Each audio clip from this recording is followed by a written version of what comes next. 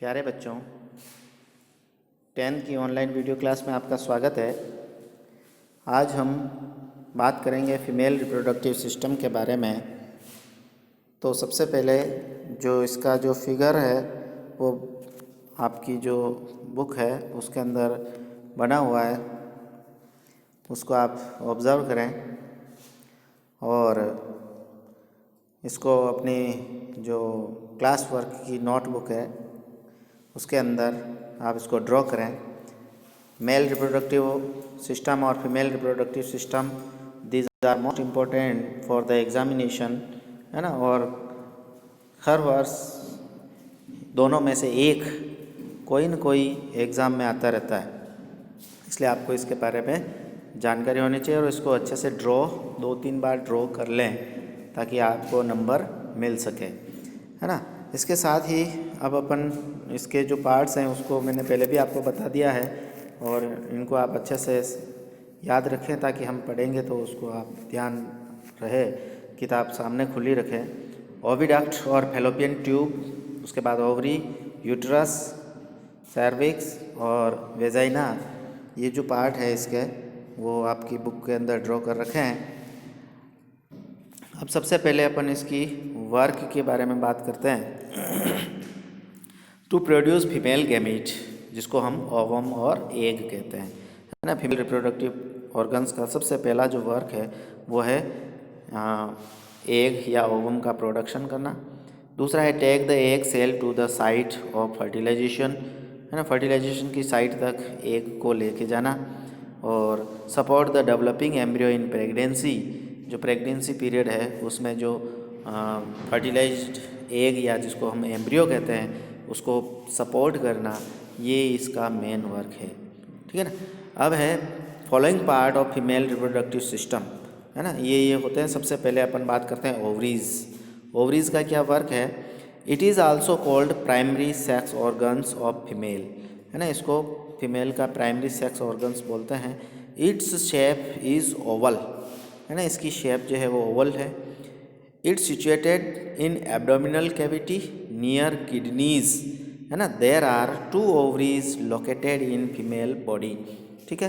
तो female body के अंदर 2 ओवरीज होती है। और दूसरी बात यह है कि ये एब्डोमिनल कैविटी के अंदर जो किडनीज है उन किडनीज के पास में ये होती है। अब फिर है वर्क ऑफ ओवरीज। ओवरीज का वर्क क्या है? तो the ovaries produce egg and female sex hormones, estrogen and progesterone, ठीक है। तो सबसे पहला तो है इसका काम वो एग को प्रोड्यूस करना और साथ ही एस्ट्रोजन और प्रोजेस्टेरॉन जो हार्मोन्स हैं उन हार्मोन्स का डेवलपमेंट करना इसका मेन वर्क है। Thousands of immatured egg are present when a girl is born, जब किसी गर्ल का बॉर्न होती है या उसका जन्म होता है तो उसके जन्म से ही उसकी बॉडी के अंदर हज़ारों की संख्या में एग जो है वो इमेच्योर्ड एग, है ना। ध्यान रखना, वर्ड आया है इमेच्योर्ड एग, है ना। अपरिपक्व अंडे जिनको अपन कहते हैं वो प्रेजेंट होते हैं, है ना। आफ्टर द प्यूबर्टी, है ना, जो प्यूबर्टी या एडोलसेंस का जो पीरियड है उसके बाद, है ना, after the age of puberty 1 matured egg is produced every month by 1 of the ovaries. जो 2 ओवरीज हमने बताई है उन 2 ओवरीज में से हर एक ओवरी, है ना, अल्टरनेटिवली हर महीने एक मैच्योर्ड एग को प्रोड्यूस करती है, ठीक है। उसके बाद नेक्स्ट पार्ट है वो है ओविडक्ट या फैलोपियन ट्यूब, है ना। तो ये इनका क्या वर्क है? The egg produced by ovaries is carried from ovary to uterus through oviduct, है ना। ओविडक्ट के द्वारा जो ओवरी के अंदर जो एग प्रोड्यूस हुए हैं उन ओवरी के एग को ओविडक्ट के द्वारा यूट्रस तक पहुंचाने का काम जो है वो फैलोपियन ट्यूब करती है, ओके। और उसके बाद the mouth of oviduct is funnel like, है ना। आप देख सकते हैं चित्र के अंदर इस ओविडक्ट का जो माउथ है वो कैसा है? फनल लाइक है। और oviduct is the site of fertilization in human being, है ना। मानव के अंदर जो फर्टिलाइजेशन जो होता है स्पर्म और एग का वो इस फैलोपियन ट्यूब्स के अंदर होता है, ठीक है। उसके बाद है यूट्रस। आप अपनी बुक के अंदर यूट्रस देखें तो uterus both oviduct unite to born an elastic and bag like muscular structure is called uterus, है ना। दोनों ओविडक्ट मिलकर के एक मस्कुलर स्ट्रक्चर बनाती है जिसका नाम यूट्रस है। और the growth and development of embryo take place in uterus, है ना। यही यूट्रस जिसको हम गर्भाशय कहते हैं हिंदी में, है ना, तो उस गर्भाशय के अंदर, उस यूट्रस के अंदर जो डेवलप होता हुआ एम्ब्रियो जो है वहाँ पर ग्रोथ करता है या वृद्धि करता है, ठीक है।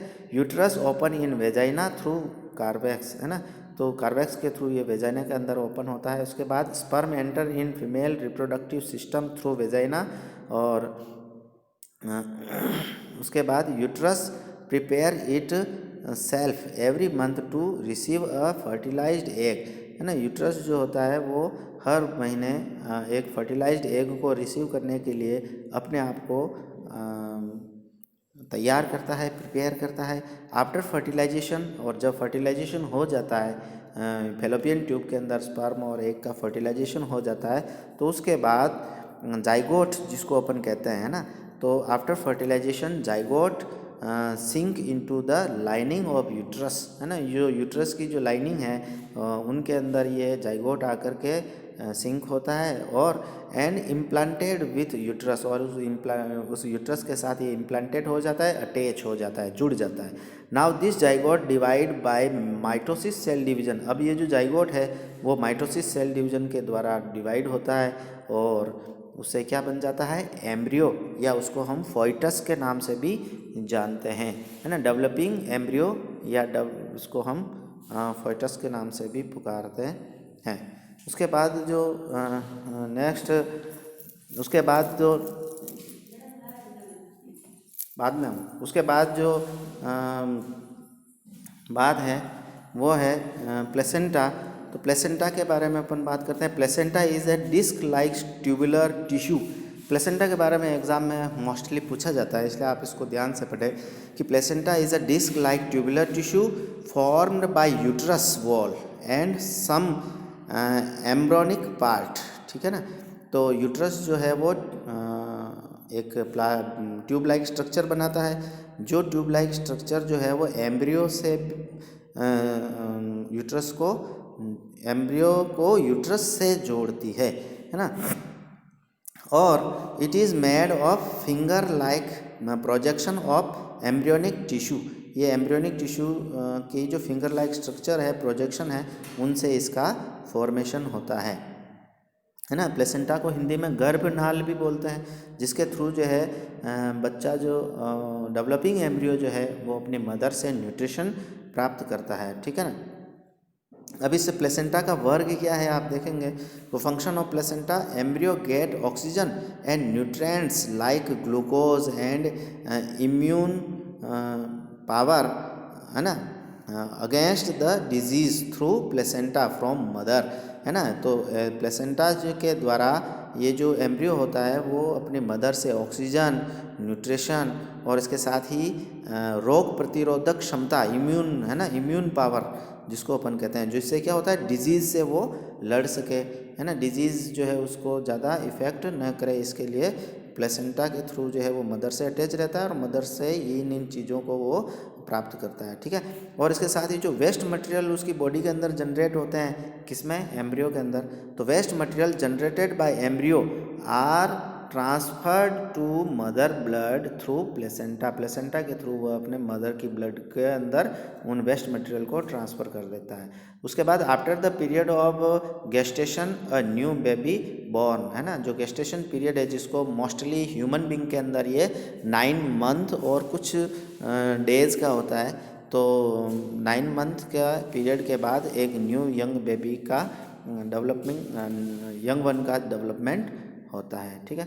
उसके बाद है नेक्स्ट टॉपिक है वो menstruation cycle. The uterus prepares itself every month for the nourishing of the fertilized egg, यानी यूट्रस की जो वॉल होती है वो ग्रैंडुलर और ट्यूबुलर हो जाती है, किसके लिए, जो एम्ब्रियो होता है उस एम्ब्रियो को नरिश करने के लिए, है ना। तो the lining of uterus and fallopian tubes become thick, vascular and glandular, है ना, जैसा कि अभी मैंने बताया। तो हर महीने जो है ये वैस्कुलर हो जाती है, ग्लैंडुलर हो जाती है। और if the egg does not fertilized, अगर एग का फर्टिलाइजेशन नहीं होता है ना, क्योंकि एग का फर्टिलाइजेशन होना कोई ज़रूरी नहीं है, तो एग का फर्टिलाइजेशन नहीं होता है तो उस कंडीशन में the lining of uterus slow by breaks and comes out from body, है ना। तो ये धीरे धीरे जो ये यूट्रस की जो ये ग्लैंडुलर और वेस्कुलर लाइनिंग है वो धीरे धीरे क्या होती है, स्लो ऑफ होने लग जाती है और टूट करके ब्रेक हो करके बॉडी से बाहर होते हैं। और दिस इज़ कॉल्ड मेंस्ट्रुएशन। इस प्रोसेस या इस ब्लीडिंग प्रोसेस को हम मेंस्ट्रुएशन के नाम से पुकारते हैं। This process complete every month, और ये जो प्रोसेस होता है ये हर महीने कंप्लीट होता है। So it is known as menstruation cycle, इसलिए इसको मेंस्ट्रुएशन साइकिल के नाम से पुकारते हैं। ओके, उसके बाद है रिप्रोडक्टिव हेल्थ। नेक्स्ट टॉपिक है रिप्रोडक्टिव हेल्थ। तो lack of knowledge about reproductive system, है ना, रिप्रोडक्टिव सिस्टम के बारे में कम जानकारी होने और वेरियस माइथ एंड सुपरस्टिशंस, जिसको हम अंधविश्वास कहते हैं, और मिसगाइड, है ना, होने से, और पीपल स्पेशली यूथ, और स्पेशली किसके लिए है ये, यूथ जो अभी अभी एडल्ट हुए हैं या जवानी में हैं, तो उनमें ऐसी माइथ से रिलेटेड कहानियाँ या सुपरस्टिशंस हैं या मिसगाइड होने से, है ना, तो ऐसी कंडीशन बन जाती है तो उनको ये रिप्रोडक्टिव सिस्टम और रिप्रोडक्टिव हेल्थ के बारे में जानकारी नहीं होती है, जिससे क्या होता है कि उनकी जो रिप्रोडक्टिव हेल्थ जो होती है ना, उसके ऊपर इसका बहुत ही ज़्यादा इफ़ेक्ट पड़ता है। इसलिए हमें रिप्रोडक्टिव हेल्थ के बारे में जानकारी होनी चाहिए, और इसीलिए हमारे को ये टॉपिक जो है वो 10th क्लास में पढ़ने के लिए दिया है, ताकि आपको इसके बारे में जानकारी हो, है ना। बहुत सारी बातें हैं लेकिन अपन इसके बारे में ज़्यादा चर्चा नहीं करेंगे। फिर आता है नेक्स्ट सेक्सुअल ट्रांसमिटेड डिजीज़, है ना। कौन कौन सी ऐसी बीमारियां हैं जो सेक्सुअल कॉन्टैक्ट से फैलती है या अपनी जो हेल्थ है उसको अपन प्रॉपरली मैनेज नहीं करते हैं, तो बहुत सारी ऐसी डिजीज़ जो है हमारी बॉडी को कवर कर लेती है या अटैक करती है, तो जिससे हमारी हेल्थ या रिप्रोडक्टिव हेल्थ जो है वो इफ़ेक्ट होती है ना। आने वाले समय में अपने जो रिप्रोडक्टिव सिस्टम है उसके ऊपर अगर इसका इन्फेक्शन हो जाता है तो आने वाला जो हमारा फ्यूचर है वो इससे इफ़ेक्ट हो सकता है ना। इसलिए आपको इनके बारे में भी जानकारी होनी चाहिए।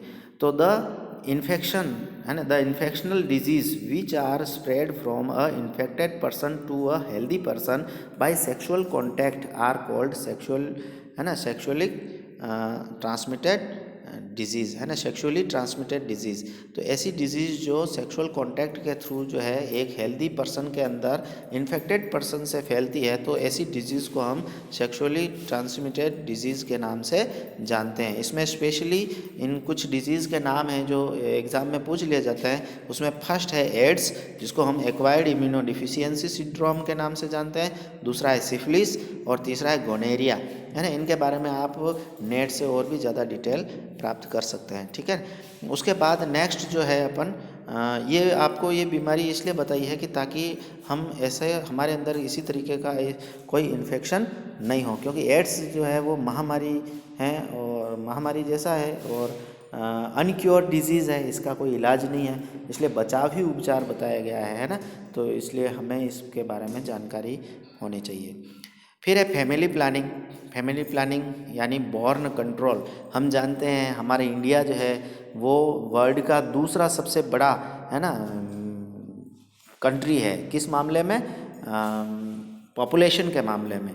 तो इस पॉपुलेशन को कंट्रोल कैसे किया जा सकता है, तो इसके बारे में ये हेल्थ डिपार्टमेंट का एक कैंपेन चल रहा है जिसमें फैमिली प्लानिंग जो है वो इंक्लूड है। तो उस फैमिली प्लानिंग के अंदर जो अभी जो नई पीढ़ियां हैं उनको उसके बारे में जानकारी दी जाती है ताकि आने वाले जो समय में वो उसके बारे में सोच सके।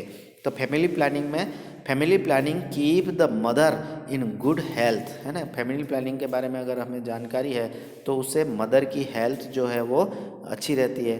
Bye this process better facilities can be provided to the member of the family in less earning, है ना। अगर हमारी कमाई कम है और हमारे परिवार के अंदर सदस्यों की संख्या कम है तो उस कम कमाई के अंदर, कम अर्निंग में भी हम उन फैमिली मेम्बर्स को अच्छी फैसिलिटीज़ जो है वो प्रोवाइड कर सकते हैं, है ना। और अगर हमारी अर्निंग कम है और फैमिली मेम्बर ज़्यादा है तो अब आप सोच सकते हैं कि खाने के लिए फिर क्या होगी, मारामारी होगी, है ना। भूखे रहेंगे, कपड़े बराबर नहीं आएंगे, या गरीबी ज़्यादा बढ़ती चली जाएगी, है ना, पोवर्टी जिसको अपन कह सकते हैं। इसलिए फैमिली प्लानिंग को प्रायोरिटी दी जाती है। और इसके साथ ही pregnancy can be avoided by both controlled method, है ना, avoid by birth control method sorry. इस बर्थ कंट्रोल मेथड के थ्रू जो है प्रेगनेंसी को भी अवॉइड किया जा सकता है। They are divided into following categories. इन कैटेगरीज के अंदर इसको डिवाइड किया गया है, जिसमें सबसे पहला जो है बर्थ कंट्रोल मेथड है, जिसमें पहला है बैरियर मेथड, जिसमें जो है देखें आप लिखा है बैरियर मेथड, जिसमें कॉन्डोम्स का यूज़ करना।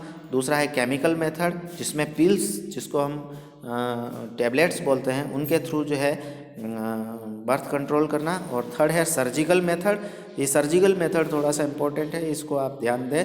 तो सर्जिकल मेथड, इसको ये परमानेंट मेथड है ना, और इसका पर्टिकुलर नाम दे रखा है वेसेक्टोमी और ट्यूबेक्टोमी।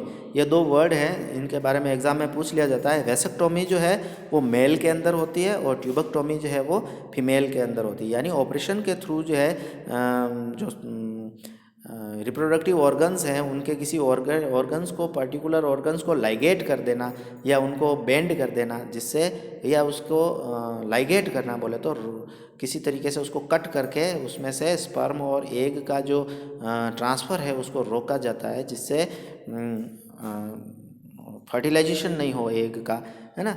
तो इसमें सबसे पहले वेसेक्टोमी की बात करते हैं। तो in this process a small portion लिखा है, ये गलत छप गया। In this process a small portion of vas deferens is cut and both the cut and are ligated, है ना। तो इसमें आप देखेंगे जो मेल सेक्स ऑर्गन्स है या मेल रिप्रोडक्टिव ऑर्गन्स हैं, उनके अंदर जो वास्ट डिफरेंस होती है उसको बीच में से ऑपरेट करके काट दिया जाता है, और जो उसके जो दोनों एंड होते हैं उनको लाइगेट कर देते हैं या बांध देते हैं, है ना। जिससे क्या होता है, स्पर्म का जो ट्रांसफ़र जो है वो नहीं हो पाता है। ओके। फिर है ट्यूबेक्टोमी, ये फीमेल के अंदर होता है।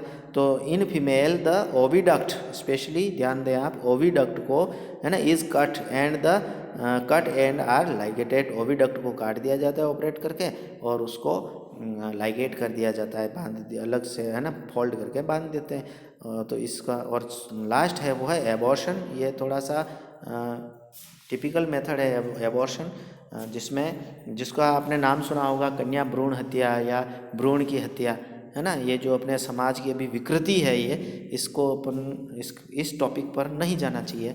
लेकिन एबॉर्शन जो है वो मदर के लिए भी खतरनाक है और बच्चे के लिए भी खतरनाक है। एक न्यूली डेवलपिंग एम्ब्रियो को कोख में ही, है ना, यूट्रस के अंदर ही मार दिया जाता है। तो इसी कारण से आपने ये ज्वलंत समस्या कन्या भ्रूण हत्या, है ना, तो गर्ल चाइल्ड का मारने वाली बात, ये तो आपने सुनी ही होगी, है ना। तो उससे रिलेटेड है, अब इसके बारे में ज़्यादा बात नहीं करेंगे अपन।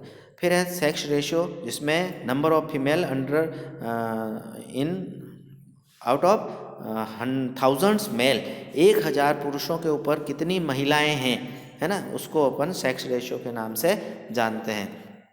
तो आज हम देखते हैं कि हमारे समाज में लड़कियों की संख्या कम पड़ गई है, तो यानी कि सेक्स रेशियो जो है वो कम हो गया है। तो इसका रीज़न जो है अपन समझ सकते हैं, ये क्या हो सकता है, कन्या भ्रूण हत्या जिसको अपन नाम दे रहे हैं, है ना, कोख में ही बच्ची के जन्म से पहले उसको मार दिया जाता है। तो ये सभी बातें हैं। तो इस तरीके से अपना ये लेसन जो है यहाँ कंप्लीट होता है। और इस लेसन से रिलेटेड कोई भी क्वेरीज हो है तो आप जब भी विद्यालय आए उस पर अपन और भी टॉपिक पर चर्चा करेंगे, ठीक है ना। Have a nice day and thank you.